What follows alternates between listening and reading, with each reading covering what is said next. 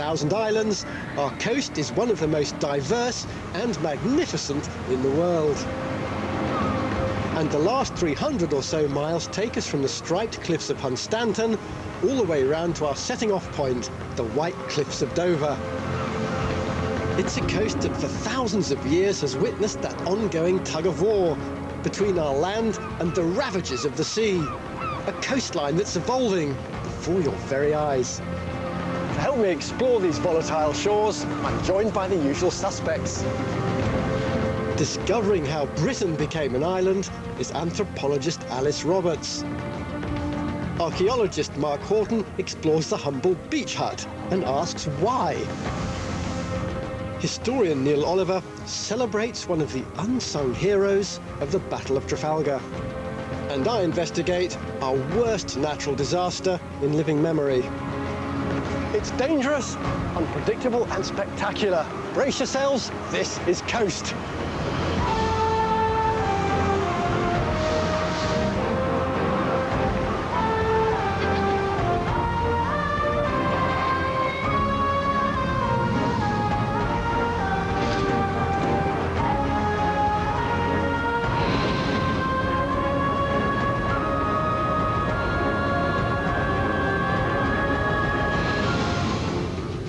The last leg of our journey runs around 300 miles, from Hunstanton in the Wash, round the huge sweeping arc of East Anglia, across the Thames estuary to the place where I began, at Dover.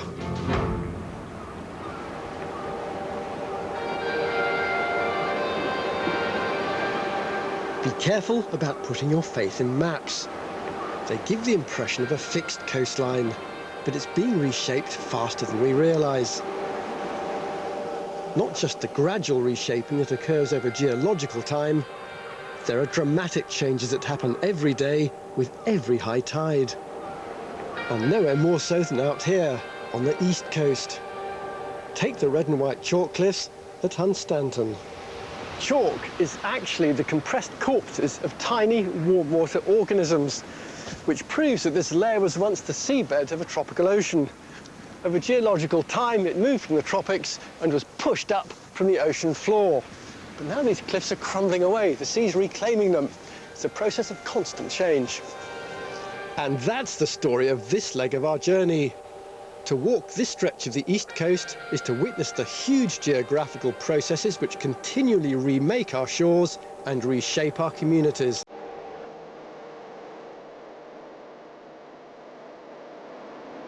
Norfolk. Big skies, broad fields, and sandy beaches.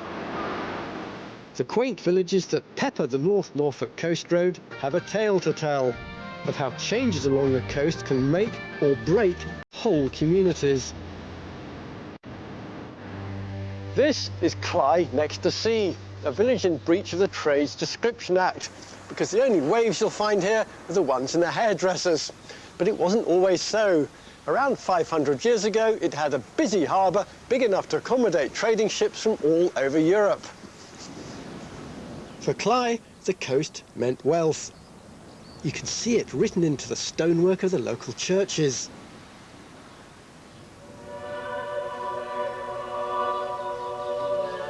They're symbols of robust prosperity, places where you could meet God and show off your fine carvings and fancy flint work at the same time. Trade was going so well that by the 13th century, nearby Norwich had become the country's second city. But by the beginning of the 1600s, it was all but gone. The wealth, the trade, the big ships. The coastline had moved, leaving all those prosperous ports high and dry. Well, this village green is a triangular-shaped inlet which came off the large estuary, and that estuary would have flooded with water every high tide, several miles inland. It was quite an enormous estuary, really, with the port of Cly on this side, and on the west side you've got the port of Wiverton. You can see Wiverton Church in the background there, yeah. And behind us, on the northern end of the estuary, Blakeney Church as well. You're saying this sleepy village green was once chock-a-block with shipping?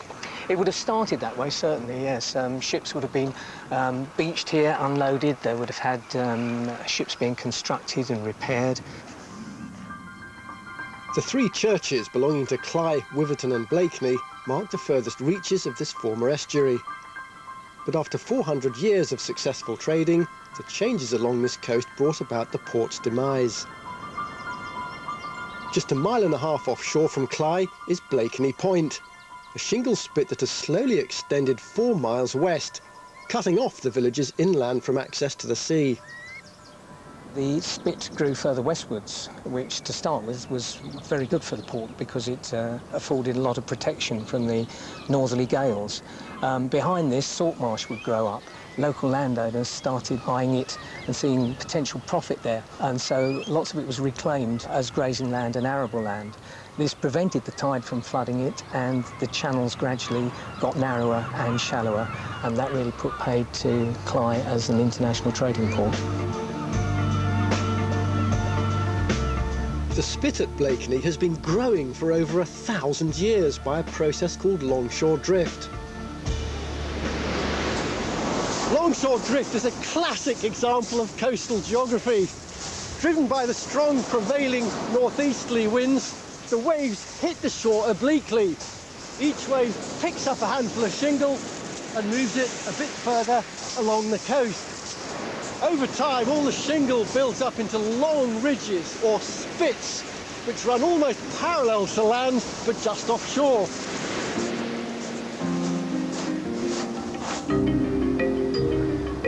All the way along the east coast, the shingle spit is a common feature. New land slowly forming from sediments dumped by the sea.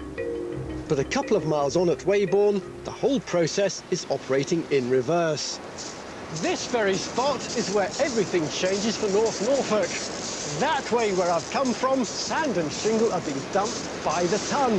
But that way where we're heading, the cliffs erupt from the shoreline and tell a far more terrifying story: erosion.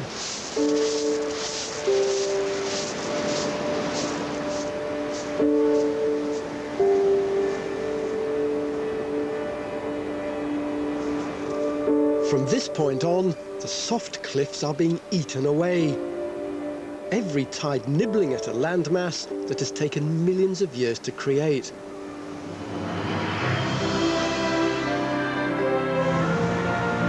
There's nothing new about erosion. A decade ago, these cliffs jutted much further out into the sea. But thousands of years ago, the coast didn't just look different, there was no coast here. Tracking down the vanishing sea, our anthropologist Alice Roberts is in Cromer.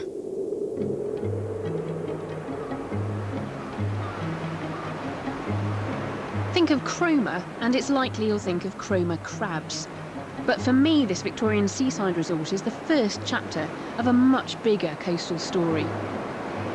The North Norfolk coastline is very distinctive the way it sort of bulges out into the North Sea. And it's along this coastline that we find evidence for how and when Britain became an island, and actually, very excitingly, when that was. For the answer, we have to go back in time to what we broadly call the Ice Age.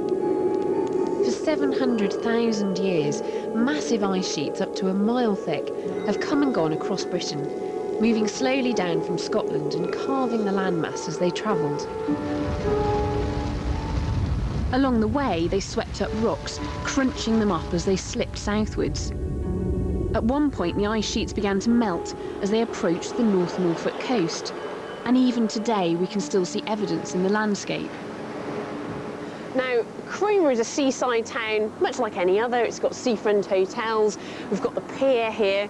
What I'm really interested in are the hills in the distance over there, because whereas most of Norfolk is, of course, flat, those hills are particularly interesting because they were formed by the edge of the ice sheet. All the crumbled rock it carried within it was dumped in a long line at the point where the ice melted. All of these hills are what's left behind. But these hefty ice sheets did much more than carve mountains and create hillsides. They changed the position of the entire east coastline. Evidence for the transformation lies under the waters of the North Sea.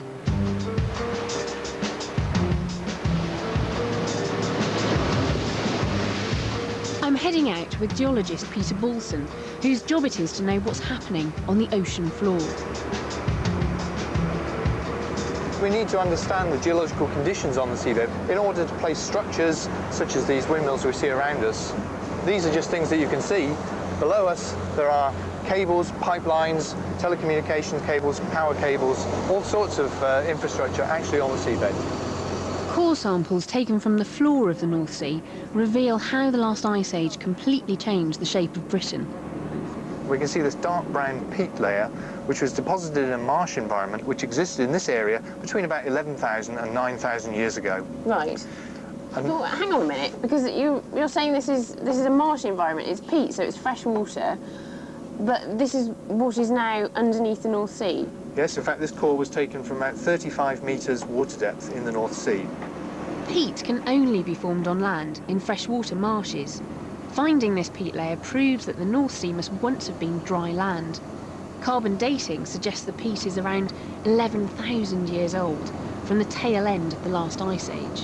Why was the sea level so low at that point? During the maximum period of glaciation, the global sea level might have been up to 120 metres below the present day. That's because of the amount of water that's been locked away inside these ice caps. How extensive was this area of exposed land? This area of land at this time was very extensive in the southern North Sea. The area we're talking about stretches from right the way across North Norfolk to Holland.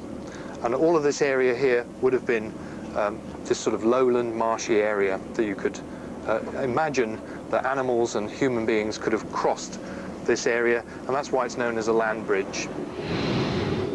So we were joined to mainland Europe by a temporary bridge of land that would have come and gone with changes in climate, and it's all still there under the North Sea. Deep freeze cold snaps have happened many times over the last 700,000 years. During each cold period, water was locked up as ice, causing sea levels to fall and exposing new areas of land that connected us to Europe. Animal bones dredged up from the North Sea reveal a lost world we wouldn't recognise today.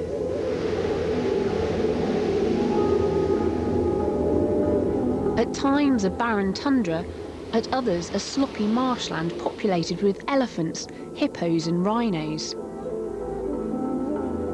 At Gressenhall Museum there's a vast repository of these exotic animal bones.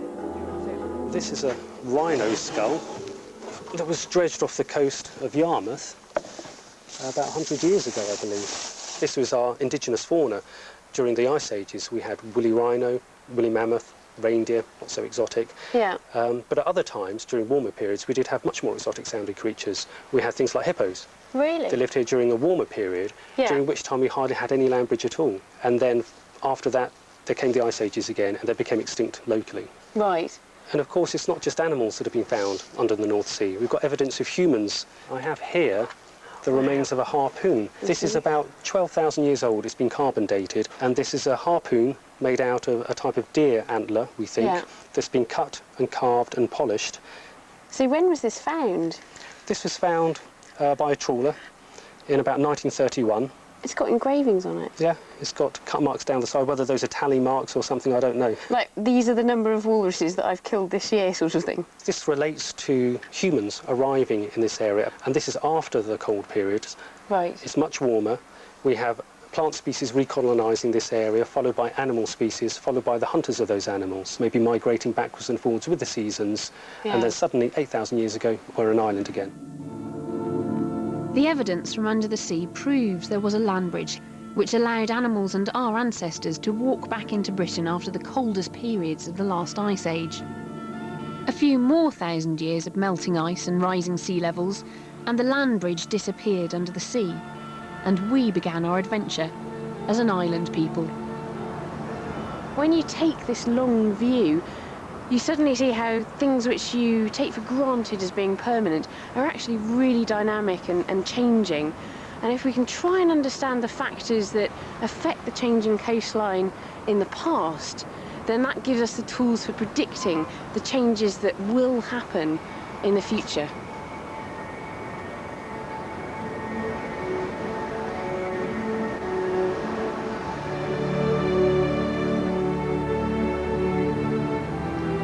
unlike our ancestors, modern-day coastal dwellers have tried to hold back the power of nature.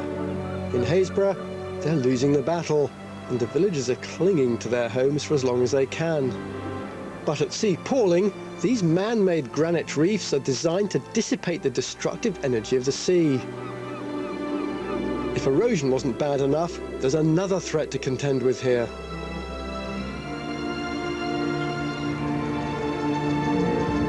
The Norfolk Broads could have been custom built for messing about on boats. In fact, the system of freshwater channels is the happy result of peat excavations in the Middle Ages. But because they're so low-lying and so close to the sea, they're at risk of being flooded permanently. This is West Somerton, my favourite place on the Norfolk Broads. I grew up in Norfolk and spent a good bit of my childhood pottering around in canoes and sailing boats. Now I've got my own children, I come here every year with them. The water's absolutely beautiful. And this is about as close as the Norfolk Broads get to the open sea, where the fresh water almost touches the salt water. It's a very fragile coexistence. Sea levels are rising, making the low-lying Broads increasingly vulnerable to a flood of seawater. And that would mean disaster for this finely tuned freshwater habitat. The Broads could be turned into a massive saltwater estuary. Just look at that. This narrow ridge of sand is all that's separating the North Sea from this vast tract of East Norfolk's farmland, villages and roads. The sea's broken through here before, and since then this row of sand dunes has been strengthened with concrete walls. When the sea does break through here, it can travel for about 5 miles in less than half an hour, and that's because this land is sloping down in that direction. All the rivers flow that way, away from the sea, then round in a huge curve out to Great Yarmouth. They don't go that way, they take the long route. So this sea defence here is absolutely critical. The only way of preventing the sea breaking through here again is by constant maintenance. That maintenance is keeping the defences intact. For the moment, the lowlands are safe. Our whole coastal landscape is interlinked. Sediments lost to erosion are thrown back up further south. You can see this where the Norfolk Broads meet the sea at Great Yarmouth. In Roman times, there was no land here at all, but longshore drift dragged out this long tongue of land that the town now sits on.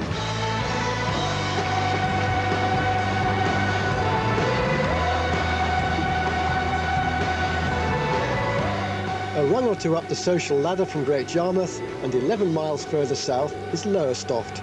It's the most easterly point of the entire UK, teetering on the edge of the gigantic curve of the East Anglian coastline. It's also a hotspot for a very English obsession, the beach hut. Our very English archaeologist, Mark Horton, is there. At Lowestoft, you can't actually buy a beach hut, but you can rent one of 230 owned by the council. But the waiting list is 12 years. Why on earth would you actually want one?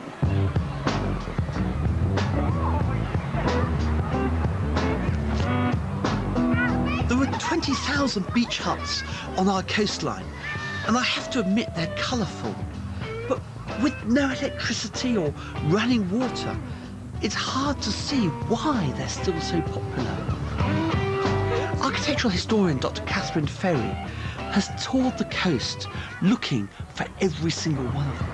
Why do people have these things? It is a very English thing, it must be said. There are beach huts around the world, but I don't think anyone uses them in the same way that we do. It's quite an eccentric thing, and that's partly a nostalgic thing, I think. It's about people wanting to go back to their sort of bucket and spade holidays, but it also has a lot to do with our weather, I think, because a beach hut gives you somewhere to go and shelter if it starts to rain.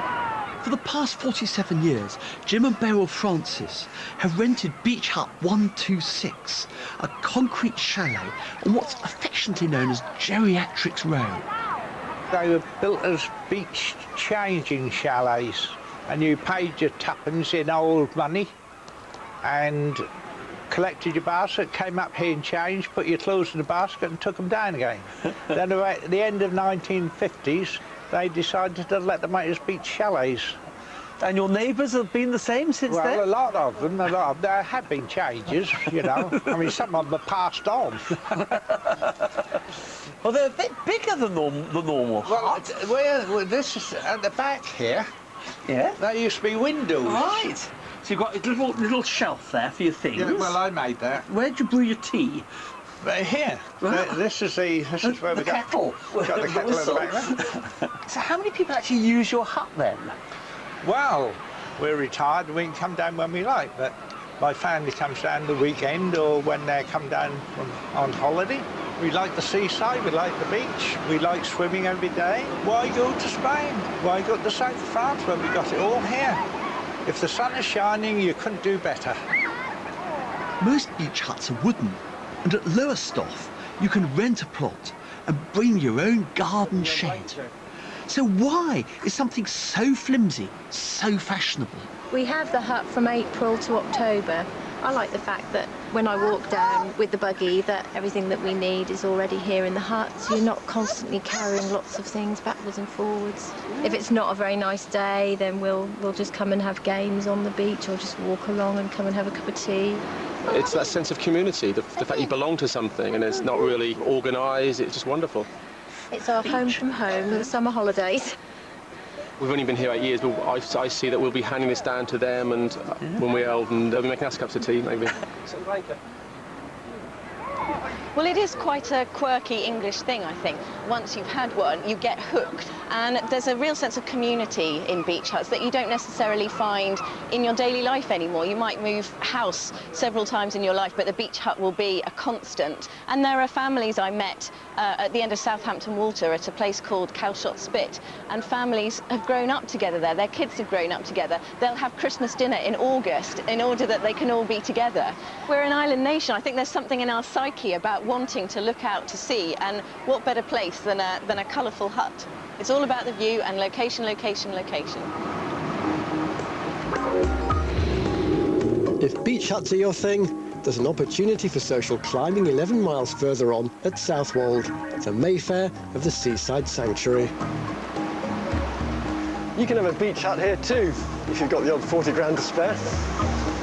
But that's nothing compared to what some people spend to live here. With a house on the brink of toppling off the cliffs, no insurance and no local authority plan to save it, retired engineer Peter Boggis decided to take matters into his own hands. Known to the press as a self-appointed King Canute, he spent 2 years constructing his own sea defence. And how much has disappeared into the sea? Immediately opposite here, 180 metres have gone into the sea since the end of the war. 180 metres? Yes, which is nearly half of the land holding. The area immediately here was largely gorse, but we also had tennis courts laid out on it for future pleasure. But all that has gone now. The end of the farm lane, where some 300 metres of land had been lost since the war, there were 12 houses have gone into the sea. And the most that I have ever seen is 22 metres of land going in 3 consecutive tides.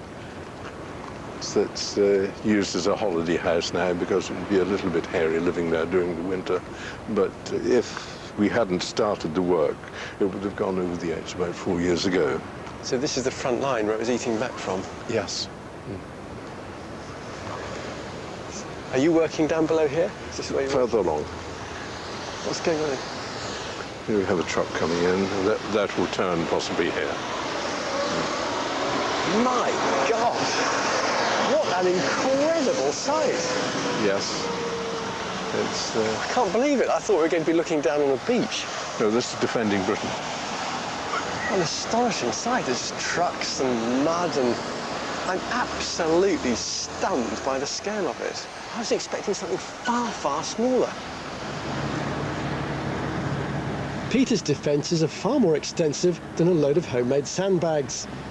He's organised up to 50 trucks a day to dump soil and clay at the base of the cliff. It's a mutually beneficial alliance with local contractors that helps them get rid of their waste. the bank has to be constantly topped up, as a third of it is washed away every year.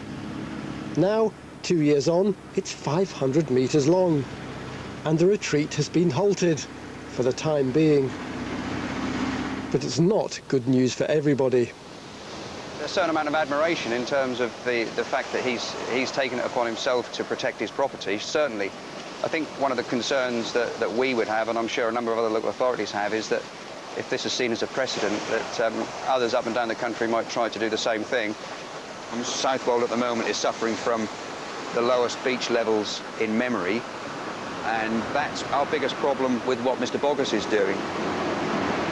The cliffs that he is protecting, and it does sound rather a callous way of putting it, but that is the source of beach replenishment material for the beaches to the south. From 1927 to 1947, the erosion rate here was almost zero. But as excessive sea defences were put in on adjacent areas, it caused a loss of the beaches, and as the beach levels progressively dropped, so the rates of erosion increased. So by strengthening the coast each side of this particular section here, it's caused the erosion to increase? Yes. The council fears that Peter's earthworks prevent sand restocking the beaches. For Peter, the problems lie with the concrete seawalls in the town. What actually happens with the concrete sea defence? It just eats around the edges, the sea, rather than going into it? Well, with the concrete sea defence, it's very often the wave hits the sea defence, rebounds back off it with sufficient velocity to scour the beaches away.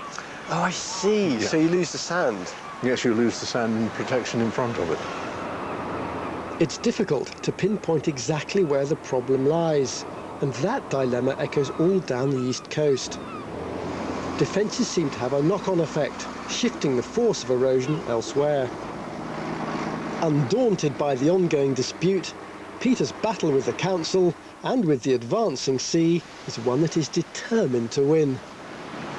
Quite a number of people have said that I'm mad, but I don't mind that at all. They would be mad too if the sea was nibbling away at the bottom of the garden with the blessing of the local council. This is our home and the homes of my neighbours. It is right to protect them.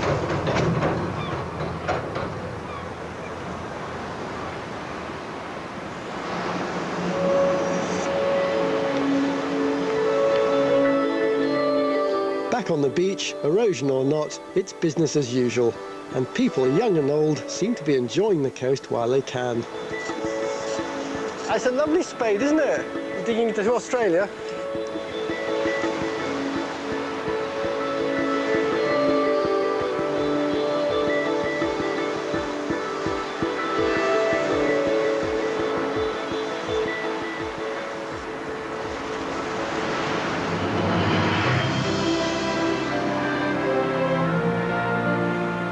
There are some pretty remote spots on our coastline, places where, far from the gaze of the general public, secrets can thrive. Another product of longshore drift is Orford Ness. It's one of the biggest spits in Europe, 10 miles of bleak and isolated shingle, with ridges forming bizarre parallel striations on its surface. For 70 years, Orford Ness was one of the most top-secret military establishments in Britain. So secret that even the villagers here at Orford Quay knew nothing about it.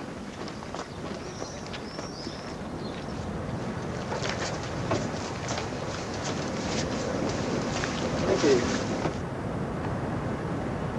you. Almost totally disconnected from the mainland, the quickest way to get to the spit is to hop on a ferry.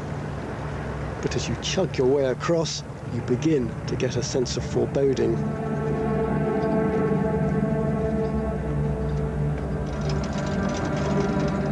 Within minutes of crossing the water, you enter a mysterious landscape of weird structures, crumbling concrete, and twisted steelwork.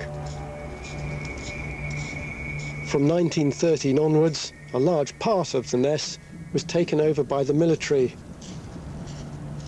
It became their testing ground for a whole raft of what was then top-secret military developments, including parachutes, aerial photography, and radar.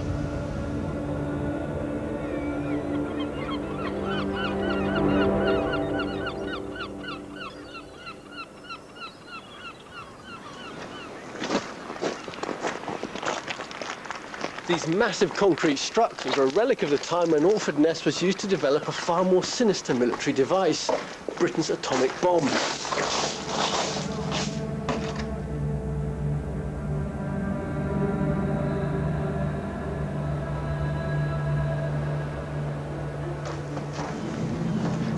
These places are even more bizarre on the inside than they are on the outside. Test laboratories like these were built to withstand accidental explosions. The walls are 3 meters thick, and the roofs are designed to absorb the energy and contain the debris of any blasts. Nuclear explosions were never a risk. The radioactive elements for the bomb were supposedly never brought here. But the bomb casings and the high explosive triggers had to be tested in vibration rigs and pressure chambers to check that the A-bomb could survive that final chilling plane journey to a potential target. No one was aware that the bombs being dropped on Orford were the casings and mechanisms of atom bombs.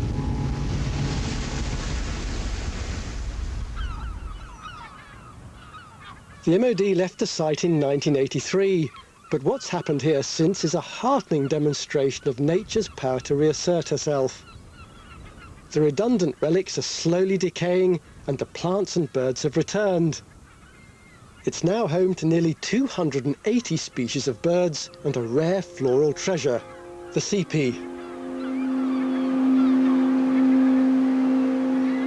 Orford Ness is now a nature reserve.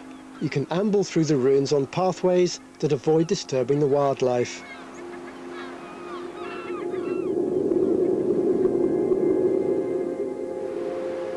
At Felixstowe, we begin to see a whole succession of sturdy defences from that other war, the one still raging between land and sea. Walton-on-the-Naze deploys a different type of defence. Barges have been sunk along the shore to act as a baffle for the incoming tides.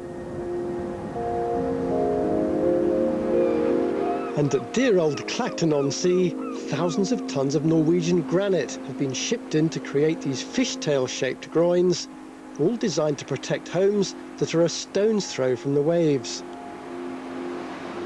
Many of the East Coast defences had to be completely revamped because of one catastrophic event that shook the nation. On the freezing winter's night of January the 31st, 1953, a tidal surge had built up in the Atlantic. A deep depression, a strong north wind, and an extra high spring tide was sending a huge hump of water down the North Sea towards the east coast. Families from Lincolnshire all the way to London were about to experience our worst natural disaster in living memory. It's only really, I suppose, when we got to school and realised that there was children that had died. I mean, that brings it home to you. You suddenly realise how lucky you are.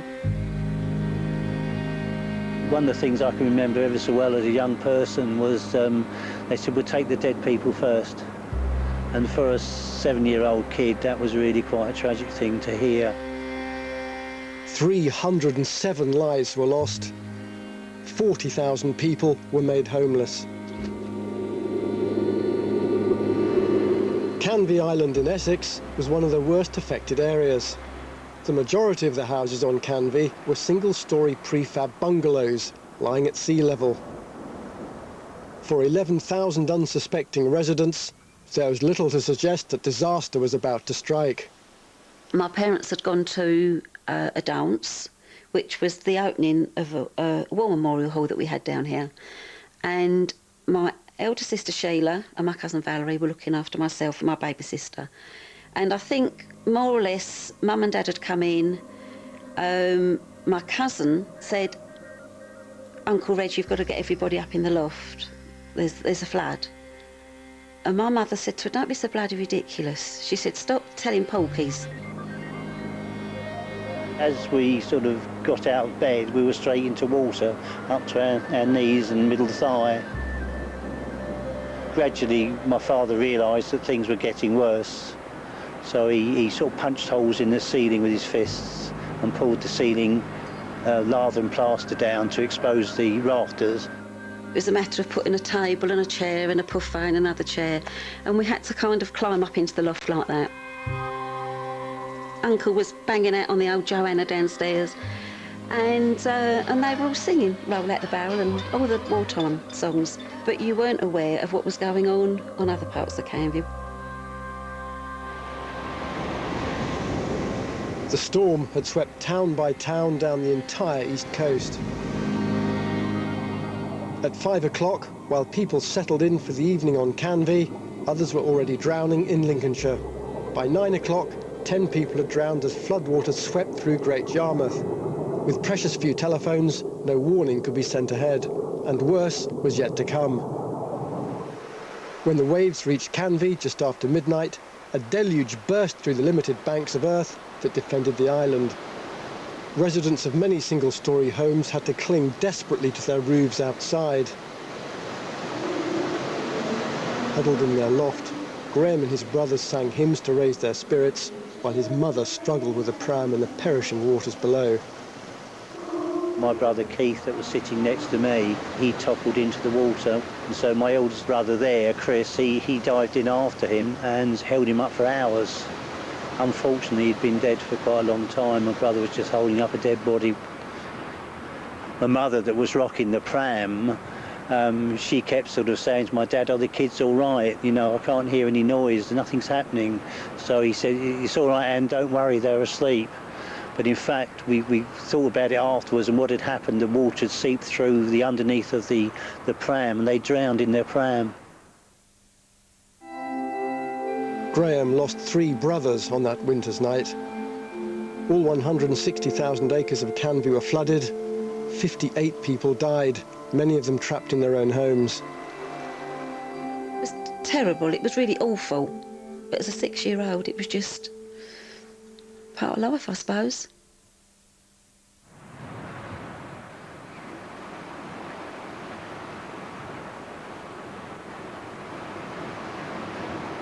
After 1953, miles of seawall were repaired or replaced in the hope that a tragedy of this scale would be prevented in the future. But it's only a matter of time before another storm surge hits the coast. And because sea levels are rising, the risk of flooding is getting worse. Meanwhile, the cost of defending land from the sea is spiralling, which means that there are some tough decisions to be made. The Thames Barrier was a direct result of the 1953 floods. It's one of the largest and most expensive defences of all, designed to protect London from surge tides until 2030. Absolutely gigantic. This is what it takes to stop a capital city drowning. It's beautiful too. It's easy to forget how utilitarian engineering can look absolutely stunning.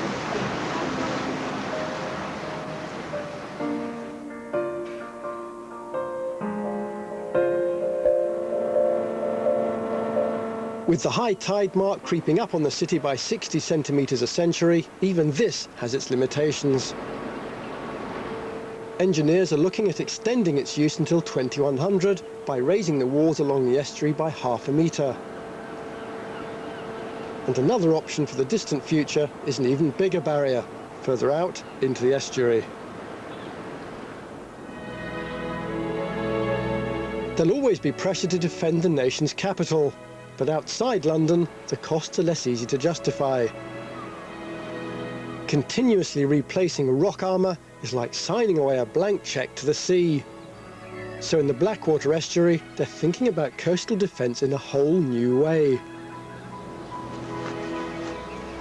I'm cutting across the fields here at Abbots Hall Farm in Essex to have a look at an unconventional approach to coastal defence. Just down here, on the edge of the Blackwater estuary, they're deliberately cutting holes in the sea wall.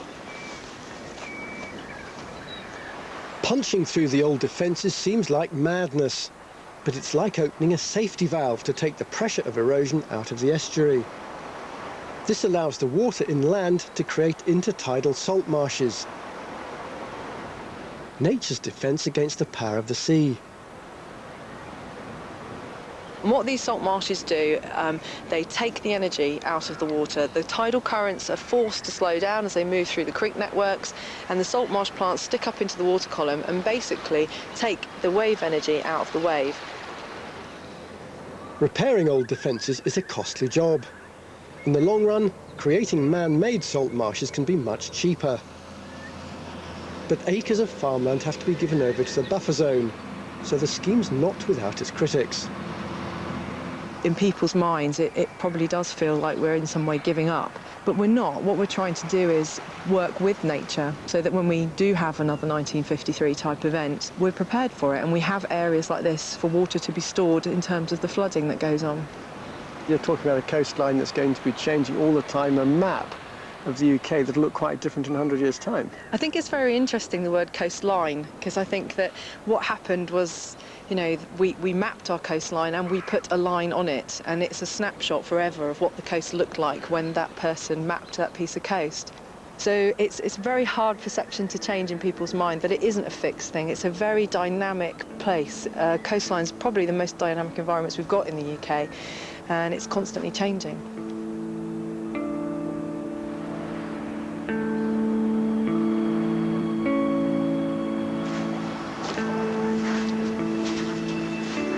It may be a bitter pill to swallow, but we can't realistically protect every inch of our beloved coastline. Concrete walls do destroy the sense of wonder that draws us to the coast.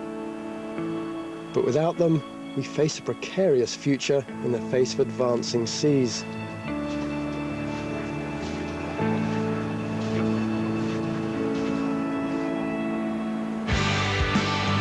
As you fall back into the open arms of the Thames estuary, the sweet smell of the English seaside returns to join us like a familiar friend. Here we can see a more forgiving side to the sea. Beautifully crafted cliffs, bays full of brilliantly painted beach huts, and above all, fun.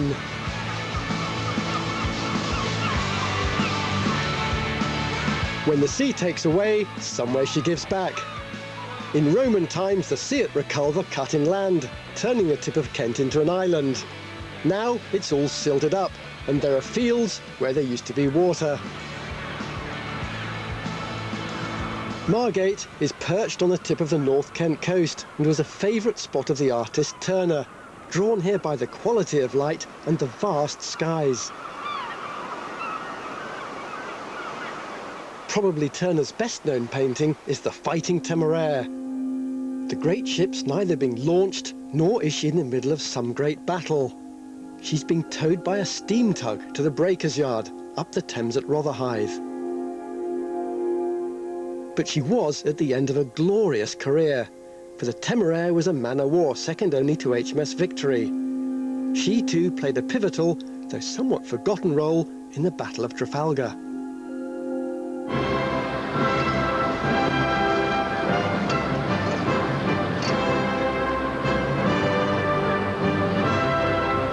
It's a story of bravery that our historian Neil Oliver is piecing together on a replica frigate that would have fought alongside the Temeraire 200 years ago.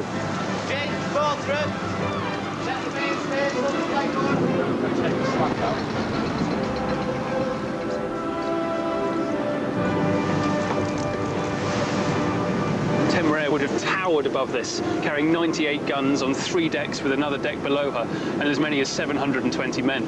So it's a 3-storey building full of guns and men. Full of guns and men and boys, aged about 12, who'd also help run the ship. It was quite important to join the Navy at that age so you could learn the ropes. And they're also really useful for carrying the powder around in a battle and for working aloft where you needed to be really quick at working the sails. And that was really important to achieving superior seamanship. The captain of the Temeraire was a wealthy landowner from Essex, Eliab Harvey. He was an MP, which was quite a common thing for 18th century naval officers. We know he was a gambler, we know he was a bit of a loose cannon, and that was quite important and, well, quite a good thing to be in some respects in Nelson's Navy. He wanted independent thinkers, he wanted courageous men, he wanted people who would say what they believed was right, and Harvey was one of those people. The Temeraire was one of a fleet of 27 state-of-the-art British warships serving under Admiral Lord Nelson. On the 21st of October 1805, they finally confronted the French and Spanish navies in what would become the decisive battle of the Napoleonic Wars.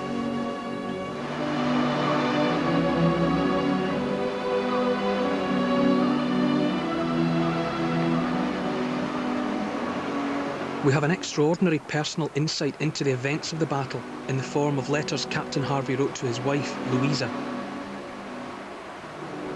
As soon as the day appeared, the 21st, we saw their fleet, which proved to be 33 sail of the line French and Spanish, the rest frigates or smaller vessels.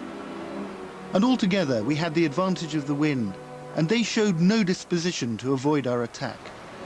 It was noon before the action commenced, which was done according to the instruction given to us by Lord Nelson. Nelson formed his most powerful ships into two lines to cut into the French and Spanish fleets. Leading the way was HMS Victory, closely followed by Harvey and the Temeraire.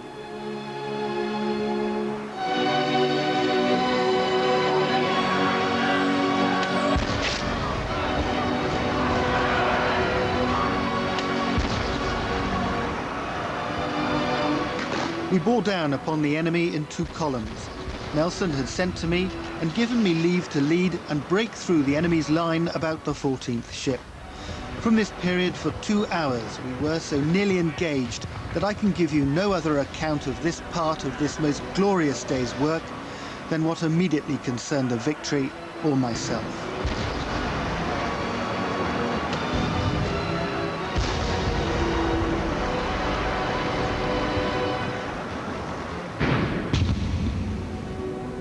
HMS Victory came under fire from the enemy ship Redoutable. Through the smoke of the battle, Harvey spotted that the two ships were locked together in bitter fighting and sailed the Temeraire swiftly into the fray. The Temeraire came alongside the French ship and poured in a broadside just as the French were preparing to board the Victory, and killed swathes of the Frenchmen and brought down the Redoutable's masts. And then the Temeraire's masts themselves fell back over the Frenchmen and they were lashed together, firing into each other with the Redoutable trapped between the Victory and the Temeraire. And the Redoutable, a very important ship to the French, was contained. So this must be why the Temeraire has gone down in history, because of being effectively at the heart of the battle. Yeah, I mean, it was a display of the heart of oaks, the courage, the discipline and the training of one ship that could then take on two of the French and still defeat them. Do we have ideas about the death toll at the Battle of Trafalgar? Well, we know on board the Temeraire that there were 47 dead and some 70 wounded, but it was much worse on the French ships. At a total death toll, the British lost up to about 500 men. There were many more injured, but the French, it was possibly 10 times that amount, and they actually piled up the dead behind the guns, and there were great piles of dead, and a lot of the officers that went on board the French ships were horrified by the scale of carnage.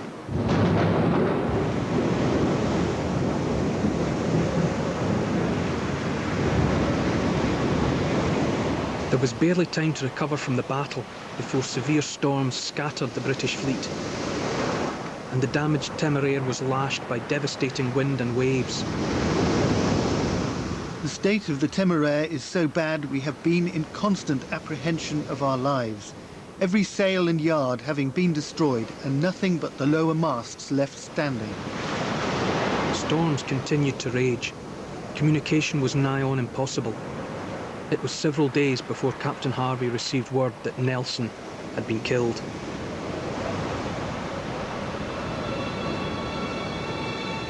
The death of Lord Nelson we did not know until yesterday, by signal from the Dolphin, Captain Durham.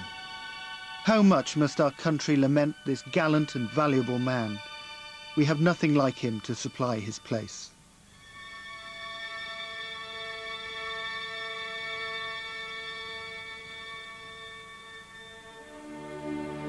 Harvey captained the stricken Temeraire to Gibraltar for repairs, eventually returning home a hero to be one of the pallbearers at Nelson's funeral. His role at Trafalgar was formally recognised by Parliament, and he was eventually knighted and promoted to Admiral. With her fighting days over, the Temeraire was finally sold as scrap in 1838.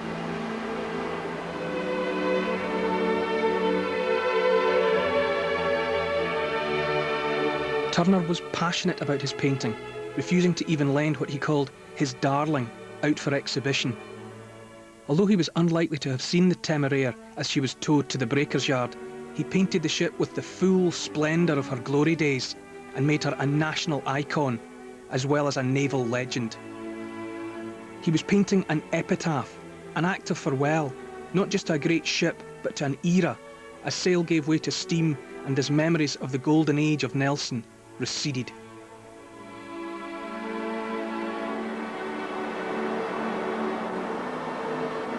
Turner's painting of the Temeraire has always been dearly loved.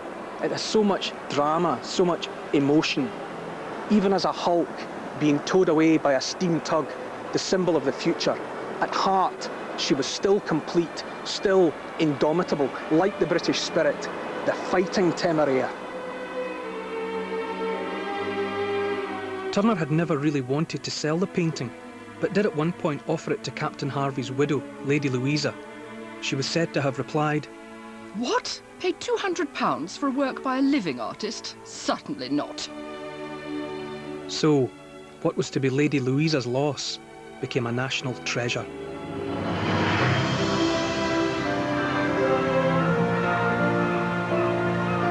"16 miles south of Margate, and at last, as the white cliffs come into sight, the end of the journey. For these last few miles, I want to step away from our coastline for the best vantage point of all. Bit more swell out here. Should get rough around the corner. Don't say that, Simon. You're right, yeah. I've decided to compare notes with a fellow circumnavigator. Simon Osborne made his journey around the coast by kayak. It took him 82 days. What's it like being out in a boat this tiny on the big open sea? Sometimes it's very intimidating. When you're up against big cliffs like these, you sort of feel very small and insignificant. But you get to see every detail of the coastline. You're moving at about 4 miles an hour, so I get a long time to look at the white cliffs as we go past them and study them in detail. And it's amazing to land in small fishing ports and little villages and get an incredible welcome from the people, because they can see that you've come from the sea and in a very small boat. In memory of his brother Mark, Simon took to the waters in 2002 to raise money for leukemia research. Kicking off from Aberystwyth, he paddled continuously for up to 12 hours a day, right around the British coast. Do you think it made you look at Britain with fresh eyes? It certainly has. I didn't realise Britain was as beautiful as it was until I did this trip.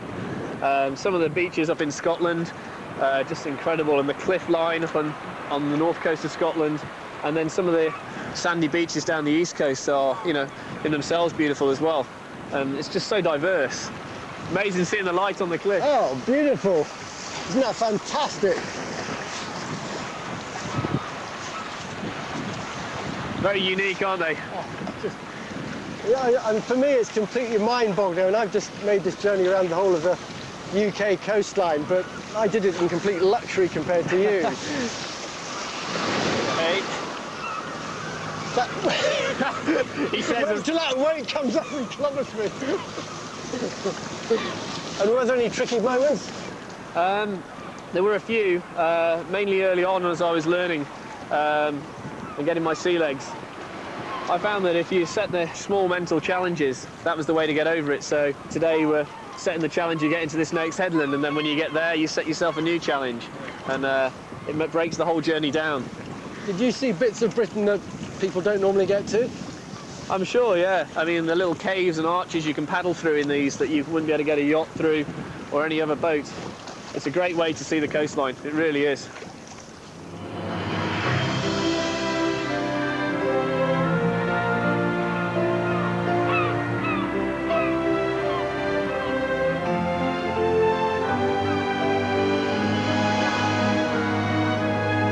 It's only when we finally approached Dover Harbour, with the massive granite walls and ferries looming over us, that it properly dawns on me that the journey really is over.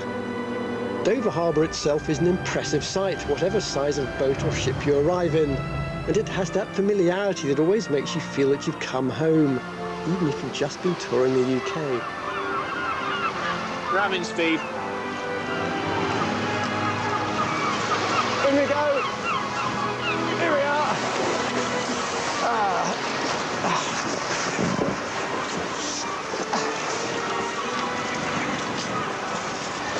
Thank you, Simon, for sharing the end of the journey. No problem. It's a pleasure. Good man. Well done. What a thrill. Dover's White Cliffs to Dover's White Cliffs, the full circumnavigation, completed in great style. I'm soaked, I'm cold, exhausted. Do you look happy? Exhilarating.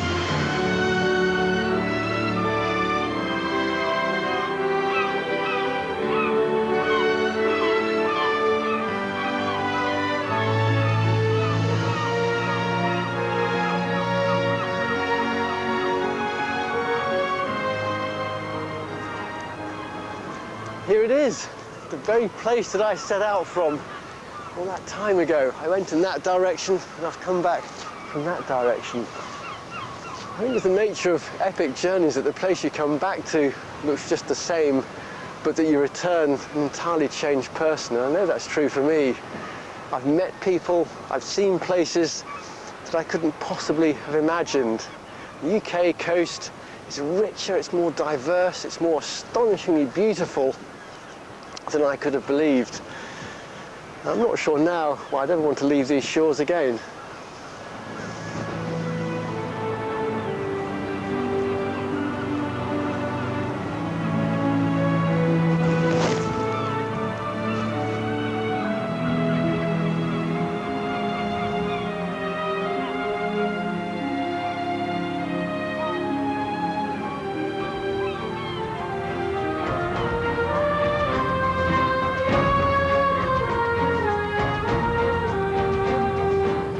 Up in Newsnight now, it's confirmed it will be Obama versus McCain for the presidency of the United States. What difference will it make to America and the rest of us? Plus, do Polish immigrants get a raw deal from the BBC?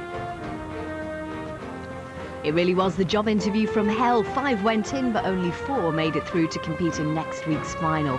Find out who was pipped at the post as they join Adrian Childs. The Apprentice, You're Fired, next here on BBC Two.